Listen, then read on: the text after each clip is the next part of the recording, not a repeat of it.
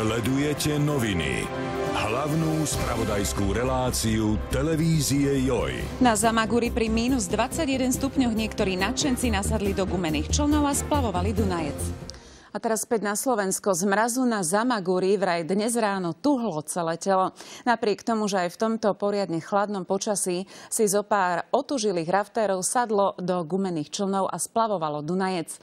Podľa nich neexistuje nič krajšie a romantickejšie ako pohľad na zamagurskú zimu z raftu. Títo ľudia sa rozhodli stráviť netradičnú sobotu. Pri 20-stupňových mrazoch idú splaviť Dunajec. A keď budem musieť vystúpiť do tej vody, lebo je jej málo, tak to bude asi najväčšia zábava. Už len pri pohľade na biely mrazivý opar nad riekou Dunajec behal po celom tele mráz, ale aj napriek tomu desiatky nadšených ľudí nafúkali gumené člny a poď ho takmer 2 hodiny raftovať.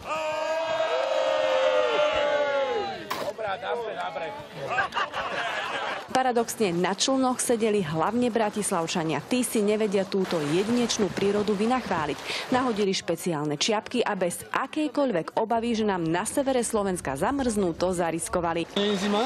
Ale kde? Krásne slniečko. Na chvíľku rozmýšľam, že sa okúpem. My sme v Bratislave otužilejší ako moja manželka, čo je odtiaľto. Splav mal aj svojho maskota, tohto gorala, ktorý musel svoj kroj prispôsobiť poriadne nízkej teplote. On bol na člne tiež ako taký informátor pre tých, ktorí by náhodou nevedeli, kde sú. Po vašej ľavej strane po celý čas plavby bude Poľská republika.